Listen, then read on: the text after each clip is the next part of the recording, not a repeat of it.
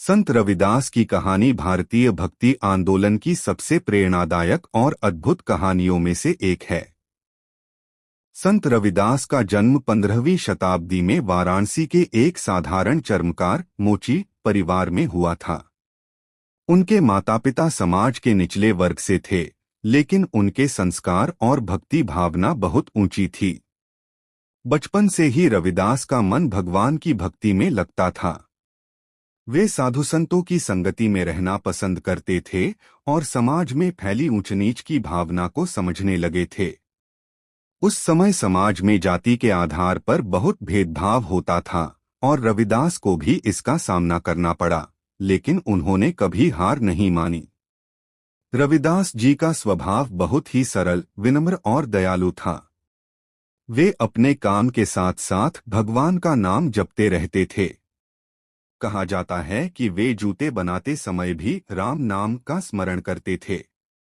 उनके मन में यह विश्वास था कि सच्ची भक्ति के लिए किसी विशेष स्थान या वस्त्र की जरूरत नहीं होती, बल्कि मन की पवित्रता सबसे महत्वपूर्ण होती है।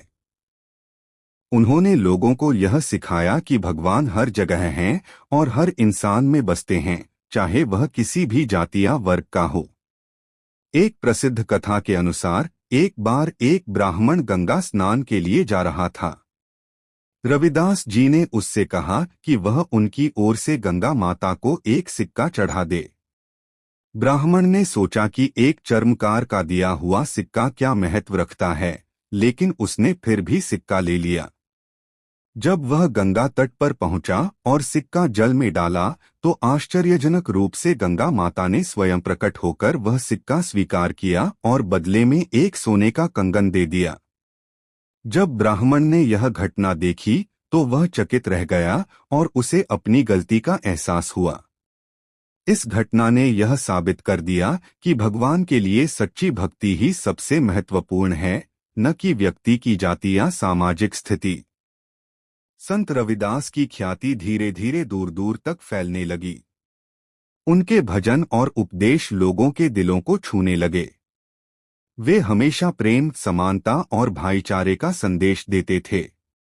उनका एक प्रसिद्ध वाक्य है, मन चंगा तो कठौती में गंगा, जिसका अर्थ है कि यदि मन शुद्ध है तो घर में रखा पानी भी गंगा के समान पवित्र होता है।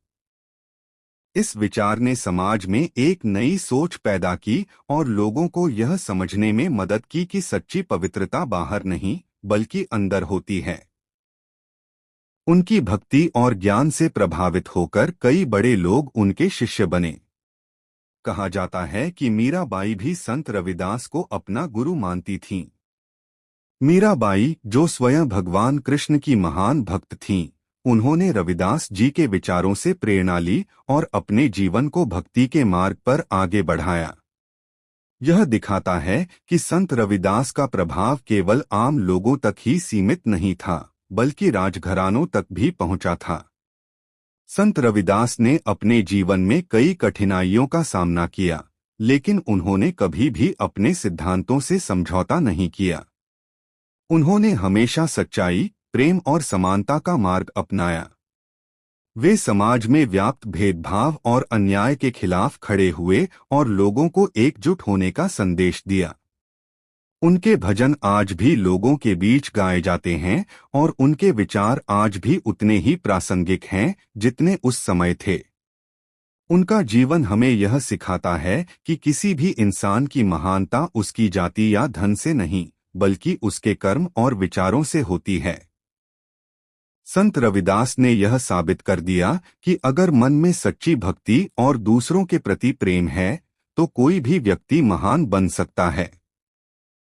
उनकी शिक्षाएं आज भी हमें प्रेरित करती हैं कि हम सभी के साथ समान व्यवहार करें और अपने जीवन में सच्चाई और ईमानदारी को अपनाएं।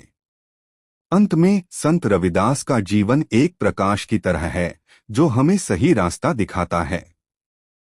उन्होंने अपने सरल जीवन और गहरे विचारों से यह संदेश दिया कि भगवान तक पहुंचने का रास्ता प्रेम, भक्ति और सेवा से होकर जाता है।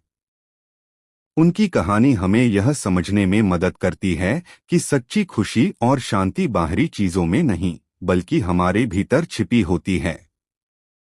यही कारण है कि संत रविदास आज भी करोड़ों लोगों के दिलों में बसते हैं और उनकी शिक्षाएं हमेशा जीवित रहेंगी।